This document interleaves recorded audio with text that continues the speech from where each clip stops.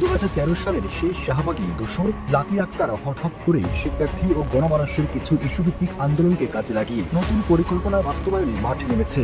নারী নির্যাতন ও ধর্ষণ বিরোধী আন্দোলনে শিক্ষার্থীদের সঙ্গে মিশে স্লোগান ও বক্তব্য দেয় শাহবাগী লাকি আক্তার। হঠাৎ প্রকাশ্যে দেখতে পাওয়ায় তাকে গ্রেপ্তারে জোর দাবি জানিয়েছে ছাত্র সমাজ। গণজাগরণ মঞ্চের আলোচিত মুখ লাকি আক্তারকে 24 ঘন্টার মধ্যে গ্রেপ্তারের দাবি জানিয়েছে ঢাকা বিশ্ববিদ্যালয়ের শাহবাগ বিরোধী শিক্ষার্থীরা।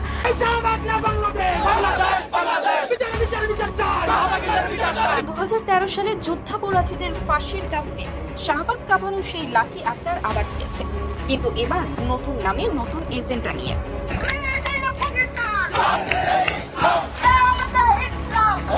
তখন আওয়ামী লীগের ছত্রছায়া থেকে রাজপথ দখল করেছিল, আর আজ সেই লাকি ধর্ষণের বিচারের নামে মশাল মিছিলের নেতৃত্ব দিচ্ছে। কিন্তু প্রশ্ন হলো, এটা কি আসলেই ন্যায় বিচারের আন্দোলন নাকি পুলিশের বিরুদ্ধে পরিকল্পিত ষড়যন্ত্র?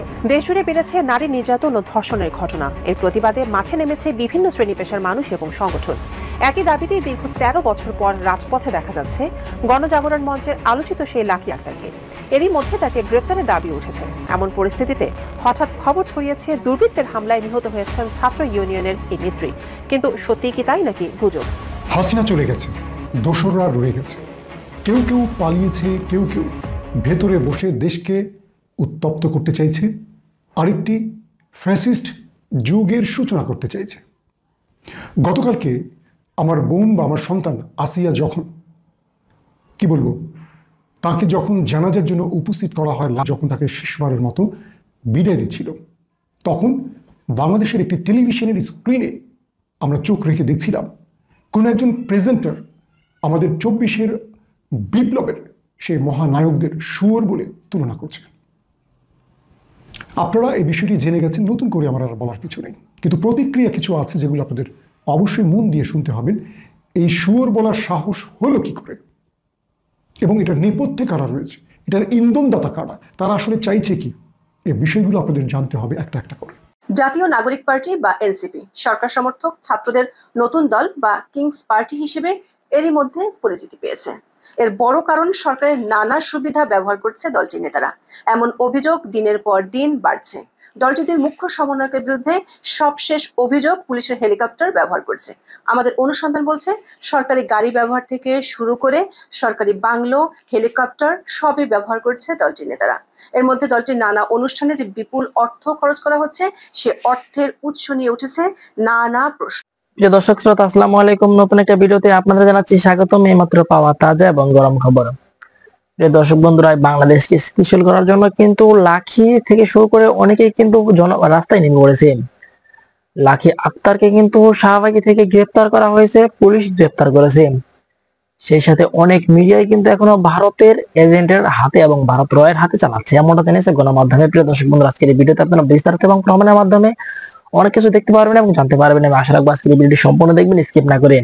প্রিয় দর্শক বন্ধুরা, আমি আর বেশি কথা না বাড়িয়ে সরাসরি আপনাদের বিস্তারিত ভিডিওতে নিয়ে যাবো। তার আগে ছোট্ট রিকোয়েস্ট থাকবে আপনাদের কাছে, যারা ভিডিও দেখতে পছন্দ করেন দ্রুত এই চ্যানেল সাবস্ক্রাইব করে পাশে থাকা বেল আইকনটি বাজিয়ে রাখবেন। ইতিমধ্যে যারা সাবস্ক্রাইব করে দিয়েছেন তাদের জানাচ্ছি অসংখ্য ধন্যবাদ।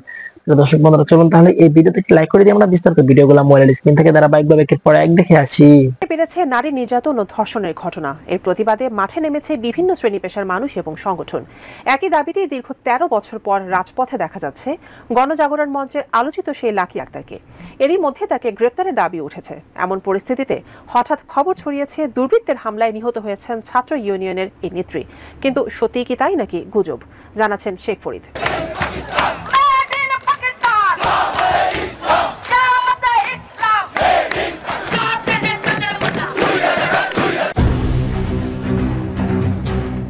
ধর্ষণ বিরোধী আন্দোলনের সংগ্রামী কণ্ঠ লাকি আক্তার নিহত। 13ই মার্চ স্বাধীন নিউজ নামক একটি ওয়েবসাইটে শীর্ষক শিরোনামে এমন একটি প্রতিবেদন পাওয়া যায়, যেখানে স্বাধীন নিউজ জানায় বাংলাদেশের অন্যতম সংগঠক ও অধিকার কর্মী লাকি আক্তার 12ই মার্চ রাত 12টায় দুর্বৃত্তদের হামলায় নিহত হয়েছে। রাজধানীর শাহবাগে ধর্ষণ বিরোধী আন্দোলনের এক সভা শেষে বাড়ি ফেরার পথে একদল মুখোশধারী সন্ত্রাসী তাকে ছুরি ও লাঠিসোঁটা দিয়ে আঘাত করে। স্থানীয়রা তাকে উদ্ধার করে দ্রুত হাসপাতালে নিয়ে গেলে চিকিৎসকরা তাকে মৃত ঘোষণা করেন। লাকি আক্তারের নিহত হওয়ার ঘটনাটি সামাজিক মাধ্যম ফেসবুকে ছড়িয়ে পড়ে, আর এই বিষয়টি নজরে এসেছে ফ্যাক্ট চেক প্রতিষ্ঠান রিউমার স্ক্যানারে। রিউমার স্ক্যানার টিমের অনুসন্ধানে জানা যায়, স্বাধীন নিউজের ওই প্রতিবেদনটিতে চিকিৎসক ও পুলিশের কোনো বক্তব্য দেওয়া হয়নি। এমনকি কোন হাসপাতালে নেওয়া হয়েছে অথবা কোন স্থানে ছুরিকাঘাত করা হয়েছে সেটিও উল্লেখ করা হয়নি। এছাড়া স্বাধীন নিউজ ওয়েবসাইটটি পর্যবেক্ষণ করে দেখা যায় ওই ওয়েবসাইটটি একটি ব্লগিং ওয়েবসাইট। রিউমার স্ক্যানার আরো জানায়, ধর্ষণ বিরোধী আন্দোলনকারী লাকি আক্তারের মৃত্যুর দাবিটি সঠিক নয়, বরং কোনো তথ্য প্রমাণ ছাড়াই আলোচিত দাবিটি সামাজিক মাধ্যমে প্রচার করা হচ্ছে।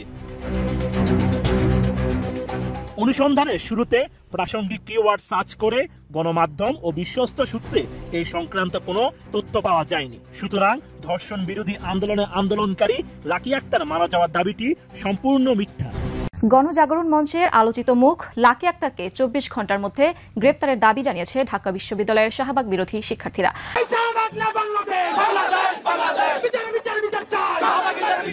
2013 সালে যুদ্ধাপরাধীদের ফাঁসির দাবিতে শাহবাগ কাঁপানো সেই লাকি আক্তার আবার ফিরেছে, কিন্তু এবার নতুন নামে, নতুন এজেন্ডা নিয়ে।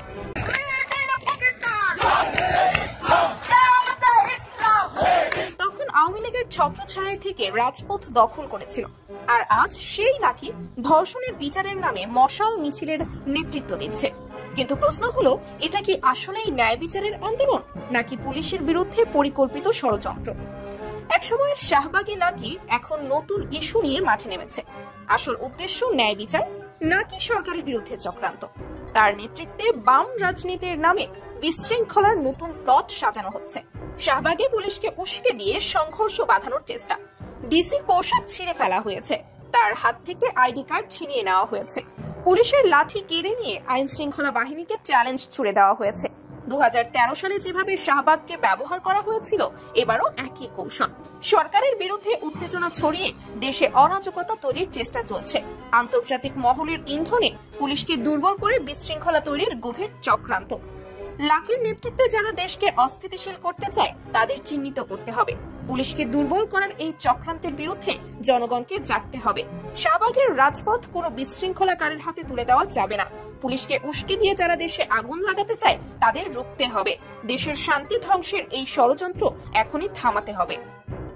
হাসিনা চলে গেছে, দোসররা রয়ে গেছে, কেউ কেউ পালিয়েছে, কেউ কেউ ভেতরে বসে দেশকে উত্তপ্ত করতে চাইছে, আরেকটি ফ্যাসিস্ট যুগের সূচনা করতে চাইছে।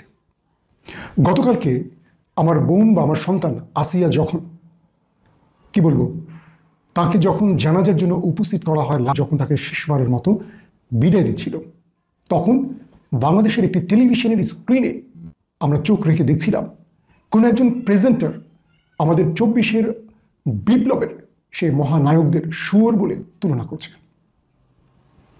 আপনারা এই বিষয়টি জেনে গেছেন, নতুন করে আমার আর বলার কিছু নেই, কিন্তু প্রতিক্রিয়া কিছু আছে যেগুলো আপনাদের অবশ্যই মন দিয়ে শুনতে হবেন।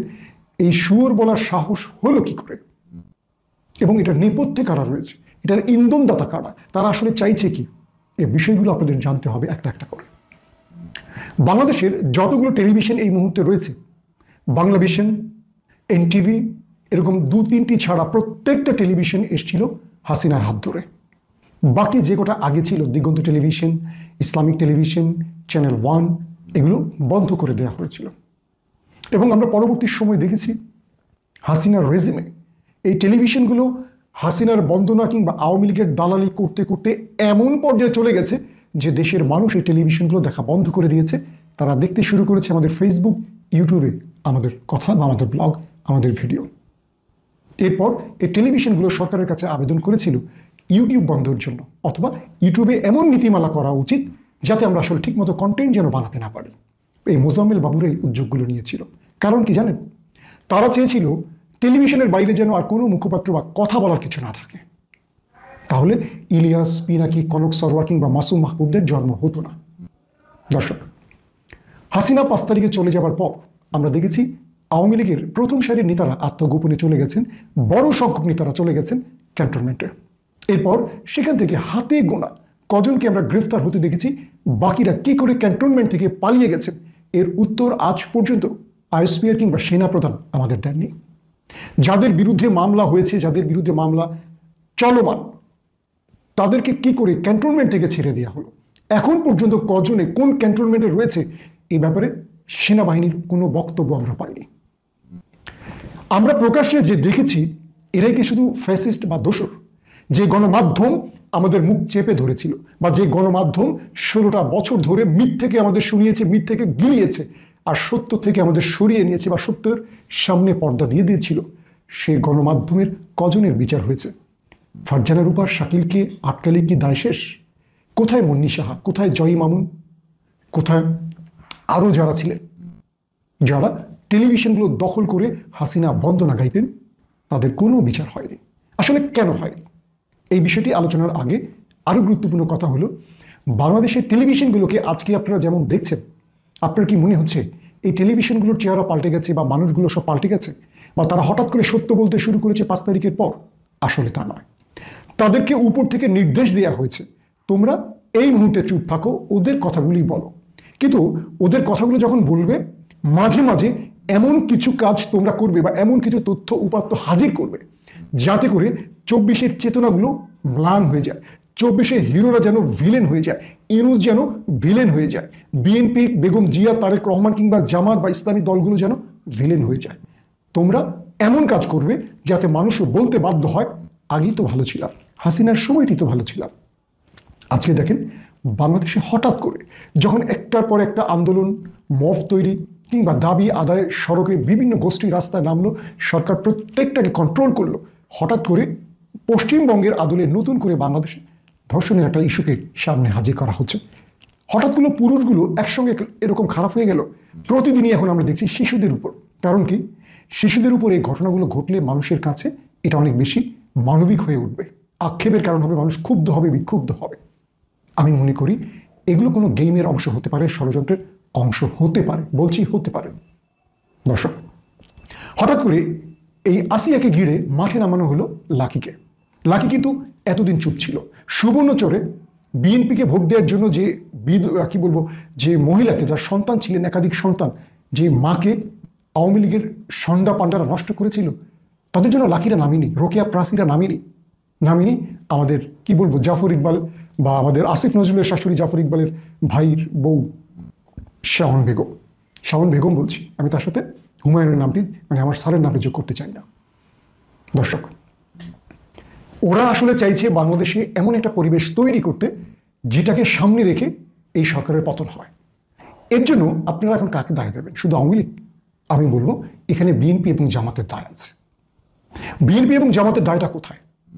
বিএনপি এবং জামাতের দায়টা হলো তারা কে কিভাবে আওয়ামী লীগকে ক্ষমা করে তার দলে ভেরাবে। আবার আমাদের ছাত্ররা বিভিন্নভাবে আওয়ামী লীগকে কি করে তাদের দলে ভেরাবে, ক্ষমা করে কিভাবে দলে আনা যায়, এই প্রক্রিয়াটা শুরু করছে। কারণ আওয়ামী লীগের একটা বড় ভোট ব্যাংক রয়েছে, এই ভোট ব্যাংক সবাই চায়। আওয়ামী লীগ একটা জিনিস খুব ভালোভাবে রপ্ত করেছে, সেটা কি?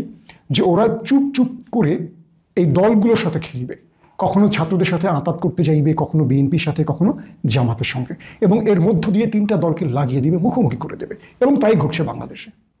যারা এই বিপ্লব সংগঠিত করেছে, হাসিনাকে তাড়িয়েছে, তারা এখন শত্রু। সবাই খুঁজতেছে ছাত্রদের এত টাকার উৎস কোথায়।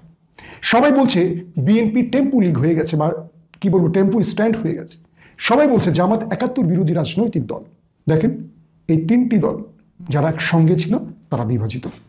আবার দেখেন এই টেলিভিশনগুলোতে অনেক জায়গায় একটি দলের পাওয়ারফুল লোকগুলো বসে গেছে, কিন্তু ক্ষমতা তাদের হাতে সেভাবে নেই। আবার থাকলেও তারা অর্থের জন্য ম্যানেজ হয়ে যাচ্ছে। অর্থাৎ আদর্শিক লোকগুলো টেলিভিশনে বসেনি, যাদেরকে বসালে আদর্শ বাস্তবায়ন হবে বা সত্য মিথ্যে যাচাই করার সুযোগটি তৈরি হবে। বাংলাদেশে 40টির মতো টেলিভিশন আছে। আমি জানি না টোটাল হিসেবটা কত, কারণ টেলিভিশন আমার দেখা হয় না, মাঝে মধ্যে দেখা হয় প্রয়োজনে। তো এই টেলিভিশনগুলোর এখন বস কারা? এই টেলিভিশন থেকে কজন আওয়ামী ফ্যাসিস্ট বিদায় হয়েছে খোঁজ নিয়ে দেখেন। আমি যতটুকু জানি অধিকাংশ সাংবাদিকরা যারা আওয়ামী লীগের গুণগান গেয়েছে, আওয়ামী লীগের সুবিধা নিয়েছে, তারা এখনো বহাল তবিয়তে আছে এবং তারা অপেক্ষায় আছে কি করে এই সরকারকে বা আগামী যে সরকার আসবে নির্বাচিত, তাদেরকে বেকায়দায় ফালানো যায়। এমন একটি 1000টা নিউজ লাগবে না, একটা ইস্যুকে এমনভাবে তৈরি করা হবে যে ইস্যুতে এই সরকার বড় রকম চাপে পড়ে যাবে, আন্তর্জাতিকভাবে অথবা অভ্যন্তরীণভাবে। এই কাজটি চলমান। কিন্তু উচিত ছিল কি, আমাদের যে ছাত্র বিপ্লবের পর যারা রাষ্ট্রীয় ক্ষমতায় বসেছেন তাদের উচিত ছিল মিডিয়াকে ক্লিন করা। বাক স্বাধীনতা মানি মিডিয়াতে আওয়ামী ফ্যাসিস্টদেরকে বসিয়ে রাখা নয়, এটা বুঝতে হবে। 16টা বছর এই মিডিয়ার আচরণ যদি ভুলে যান, আমি মনে করি আপনাদের জন্য আরো বড় দুঃসংবাদ আগামী দিন। লক্ষ্মীপুরের বণিক সমিতির ভারপ্রাপ্ত সভাপতি লাঠি হাতে লোকজনকে রমজানের পবিত্রতা রক্ষা করতে বাধ্য করছেন, তার ভাষায় এটা। আমরা অনেকে সেভাবে ভাবিও অবশ্য, কারণ আমি এটা নিয়ে একটা ভিডিও করেছিলাম এবং অনেকে আমাকে তীব্র গালাগাল করেছেন। অথচ আমি যা বলেছি এবং এই ভদ্রলোক যা করেছেন সব কিছু আমি যদি ধর্মীয় পেরিমিটারে মেপে দেখি, মাপকাঠিতে মেপে দেখি, তাহলে উনি অত্যন্ত অধার্মিক, ধর্মের চৌহদ্দের বাইরের কাজ করেছেন, রাষ্ট্রের আইনের বাইরে তো বটেই। তিনি লোকজনকে ডেকে এনে কান ধরে উঠবস করিয়েছেন, যার মধ্যে খুবই বয়স্ক মানুষজনকেও তিনি ছাড়েননি। এটা নিয়ে একটা ভিডিও করছি কারণ এই ভদ্রলোক ক্ষমা চেয়েছেন। অবশ্য তিনি ক্ষমা চাইলে তাকে ক্ষমা করতে তো সবাই বাধ্য। কিভাবে ক্ষমা করতে বাধ্য হচ্ছেন এই ছবিটা দেখেই বুঝতে পারেন যে তারা কতটা ইচ্ছায় বা অনিচ্ছায় তাকে ক্ষমা করছেন। আমি যে ভিডিও করেছিলাম সেখানে বলেছিলাম এই ভদ্রলোককে আইনের আওতায় এনে গ্রেফতার করে সরকার একটা বার্তা দেয়া উচিত সরকারকে, যে আমরা হ্যাডামওয়ালা, ক্ষমতাওয়ালা লোকজনকেও আইন ভঙ্গের জন্য শাস্তি দিই। কিন্তু এটা হবে না, আমি তখনও বলেছিলাম, কারণ থানা বলছে যে কেউ অভিযোগ করেনি। মানে যে মানুষদেরকে তার সাথে দেখছি তারা অভিযোগ করবে। উনি বণিক সমিতির সভাপতি, বিরাট লোক, বিরাট ক্ষমতাশালী টাকাওয়ালা লোকজন, সুতরাং এটা করার প্রশ্নই আসে না। অথচ পুলিশ কিন্তু স্বপ্রণোদিত হয়েও মামলা করতে পারত এবং তাকে আসলে আইনের আওতায় নেওয়া যেত। আবারও বলছি, এরকম কতগুলো সিম্বল তৈরির মাধ্যমেই সমাজে ন্যায় বিচার বা ইনসাফের ধারণা প্রতিষ্ঠা করতে পারে একটা সরকার বা একটা রাষ্ট্র। এ কারণেই এগুলো খুব জরুরি। সবচেয়ে ভালনারেবল মানুষরাও দেখবে তার প্রতি অন্যায় হলে সেটার জন্য সরকার তার পাশে আছে। না হয় সে সরকার নয়, এটা আসলে ইনসাফের সরকার হতে পারে না। হাসিনার সরকারও তো এমনই ছিল, কারোর জন্য আইন কাজ করে, কারোর জন্য করে না, কার জন্য করে, কার জন্য করে না, এগুলো আমরা বুঝি। ঠিক একই স্টোরি এখানে। আরেকটা ভিডিও আসলে করতে গেলাম আরও কয়েকটা কথা একটু যোগ করার জন্য। আমরা খেয়াল করব, আসলে এটা খুব ছোট ব্যাপার না। এই ভদ্রলোক কেন আসলে এই কাজটা করেছেন? উনি আসলে এই সমাজে ওনার হ্যাডাম কথা, যে আমরা আমাদের বলি না আমি কে চিনস, আমাদেরকে চিনসের সমাজ এটা, উনি কে চিনস এটা আসলে প্রমাণ করতে গেছেন। উনি ওনার ক্ষমতা জাহির করতে গেছেন এবং ক্ষমতা আমরা আসলে কার উপরে জাহির করি? যার উপরে ক্ষমতা প্রযুক্ত হওয়া সম্ভব। ওই রেস্টুরেন্টের সম্ভাবনা ছিল না, যদি তার বণিক সমিতির বা তার মতোই আরেকজন মানুষ যদি খেতেন সেখানে, খুব মজা হতো তখন। উনি তাকে ধরে বের করে কান ধরে উঠবস করাতেন? No way. একজন পরিচিত সাংবাদিক যদি থাকতেন, একজন পরিচিত চিকিৎসক যদি থাকতেন, একজন পরিচিত আইনজীবী যদি থাকতেন, আমরা খুব ভালো জানি তিনি কি করতেন না। তার মানে এই ভদ্রলোক একটা টাউট, তিনি আসলে তার ক্ষমতা দুর্বলের উপরে প্রয়োগ করে তার হ্যাডাম দেখানোর চেষ্টা করেন। আমি তাকে একটা প্রেসক্রিপশন দিতে চাই। উনি তো বিরাট ইসলামের সেবক হয়েছেন। ইসলামের দৃষ্টিতে রমজানের চেয়ে, আমি রমজানের সেদিনও বলেছি, এটা আল্লাহর হক, হাক্কুল্লাহ। আল্লাহ চাইলে এই পাপ মাফ করে দিতে পারেন। একটা মানুষ সারা জীবন একটা রোজা না করলে আল্লাহর কাছে মাফ পেতে পারেন, কিন্তু আল্লাহ নিজের ঘোষণা হচ্ছে হাক্কুল ইবাদ, বান্দার হক মাফ করবেন না। এবং সেই পয়েন্ট অফ ভিউতে ইসলামে অনেক বড় পাপ হচ্ছে বান্দার হক নষ্ট করা। আচ্ছা, তার জেলায় তো সরকারি অফিস আছে, সেগুলো থেকে ঘুষের লেনদেন হয় না? থানায়, ভূমি অফিসে, এরকম আরও বহু অফিস আছে, হরদম ঘুষ খাওয়া হয়, এখনও হচ্ছে, এই সরকারের আমলেও হচ্ছে। তো এই লোক একটা লাঠি নিয়ে সেখানে যাক, গিয়ে যারা ঘুষ খায় তাদেরকে পেটাক বা কান ধরে উঠবস করাক, হ্যাডাম হবে? ওইটা অনেক বড় পাপ। ওই পবিত্রতা, ইসলামের পবিত্রতা রক্ষার জন্য ওইটা অনেক বড় কাজ হবে। উনি চাইলে যে কোনো মানে এই দুটো কাজের মধ্যে, কিছু মানুষ পর্দা ঢাকা হিন্দু হোটেলে খাচ্ছে, ভেতর থেকে বের করে এনে কান ধরানো, এটার চাইতে ওটা বড় ইসলামের সেবা কিনা, ইসলামের পবিত্রতা রক্ষা করা কিনা, রমজানের পবিত্র, রমজানেও ঘুষের লেনদেন থেমে নেই কিনা, সেটা যে কেউ বলবেন, যে কেউ জিজ্ঞেস করে নিতে পারেন। নিজেও একটা লেভাস টেভাস নিয়ে চলেন, তো সেটা করার সাহস তার হবে? ওনার ঘাড়ে কয়টা মাথা আমরা খুব ভালো মতো জানি। তার মানে হচ্ছে এই হ্যাডাম তার উপরে দেখানো যায় যার উপরে হ্যাডাম দেখানো সম্ভব। এইগুলোই টাউটগিরি, এগুলোই বাটপারি। আমরা দেখবো রাস্তায় রিক্সা চালকের সাথে সমস্যা হলে তাকে চড়থাপ্পড় বসিয়ে দিই। আমার মনে আছে একদিন এক যাত্রী রিক্সা চালককে রীতিমতো জুতো পেটা করছিলেন, তাকে ঠেকাতে গিয়ে আমি খুব বড় বিপদে পড়েছিলাম। মানে আমরা রিক্সা চালককে পেটাই, রিক্সা চালককে, আমরা বাসের কন্ডাক্টরের উপরে চড়াও হই। আমরাই একজন সিএনজি চালক কিংবা একজন ওবার ড্রাইভারের সাথে যদি সমস্যা হয় তার উপরে অতটা চড়াও হই না, তাকে পেটাতে যাই না, কারণ তার সোশিও ইকোনমিক অবস্থান রিক্সা চালকের চাইতে একটু উপরে। হ্যাঁ, এটাই আমাদের চরিত্র। এই চরিত্রের আর একটা বহিঃপ্রকাশ আমরা দেখলাম, উল্টোপাল্টা দাম চাইছে, রাস্তায় ভ্যানে যে জিনিস বিক্রি করছে তার উপরে চড়া হতে দেখেছি। বিরাট শপিং মলে গিয়ে আমরা আবার চড়া হই না, পাল্টে যাই আমরা। লক্ষ্মীপুরের এই ভদ্রলোক ঠিক তাই করলেন। সমস্যাটা হচ্ছে এই ইসলামের নামে করছেন। ইত্রামো শব্দটা ব্যবহার করেছেন, আমি আবার ব্যবহার করতে চাই, এটা ইত্রামো, এসব ইতর। আমাদের সমাজে এসব ইত্রামোকে ঠেকানো দরকার। খুব উচিত ছিল, হবে না জানি, কিন্তু আমি আবারও কথা বলতে বাধ্য হলাম, কারণ আমি জানতাম, আমি সেই ভিডিওতেই বলেছি এর কিছু হবে না, তাকে গ্রেফতার করা হবে না। গ্রেফতার করলে তার অনেক কিছু হয়ে যেত না, গ্রেফতার হতো, তার বিরুদ্ধে একটা মামলা হতো, তার জামিনও হতো, কিন্তু এটা একটা সিম্বলিক ভ্যালু রাষ্ট্র বা সরকার তৈরি করতে পারত, সেটা করেনি। ওই একই রকম, খুবই ভিন্ন কিছু হবে, এত শোরগোল এত ছড়িয়ে পড়ার পরও হয় নাই। আমরা এই সমাজটা থেকে আসলে মুক্তি চেয়েছি, মুক্তি চাই কোনো একদিন, এই সরকারের আমলে না, ভবিষ্যতের সরকার, তারপরে সরকার, তারপরে সরকার। আমাদের শোরগোলের মূল জায়গা থাকবে এটা, সমাজের সবচেয়ে ভালনারেবল মানুষটাও যাতে ফিল করে এই সরকারটা তার পাশে আসে, সেদিনই আসলে আমাদের সরকার হয়ে উঠবে। তার আগ পর্যন্ত কোনোদিনও এটা সরকার না। ধনীরা, পাওয়ারফুল লোকরা, ক্ষমতাশালী লোকরা, তারা আইনের বাইরে থেকে যায়, এটা নেহায়াত একটা মগের মুল্লুকের ব্যাপার, ট্রাইবাল সোসাইটির লক্ষণ, আধুনিক রাষ্ট্রের লক্ষণ না। আধুনিক রাষ্ট্র হয়ে উঠতে হলে নিপীড়িতর পাশে, সবচেয়ে কম ক্ষমতাবানের পাশে রাষ্ট্রকে দাঁড়াতে হয়। তার আগ পর্যন্ত এটা রাষ্ট্রই না। সরি, এটাকে আমি রাষ্ট্র মনে করি না। হাসিনার সময় মগের মুল্লুক মনে করতাম, এখনো করি, এটা আরও বেশ কিছুদিন হয়তো থাকবে, কিন্তু এটাকে রাষ্ট্রে পরিণত করার চেষ্টা আমাদের ক্রমাগত চলতে থাকবে। প্রিয় দেশবাসী, শুরু থেকে শেষ পর্যন্ত যারা এই ভিডিওটি দেখেছেন সকলকে জানাই অসংখ্য ধন্যবাদ। যারা এরকম নিউজ ভিডিও পেতে পছন্দ করেন তারা অবশ্যই এই চ্যানেলটি সাবস্ক্রাইব করে পাশে থাকা বেল আইকনটি বাজিয়ে দিবেন। যারা এখনো এই ভিডিওটি শেয়ার করেননি, এই ভিডিওটি দ্রুত শেয়ার করে সকলকে দেখার সুযোগ করে দিন। আজকের মতন এই পর্যন্ত, দেখা হচ্ছে পরবর্তী কোনো ভিডিও নিয়ে ইনশাল্লাহ।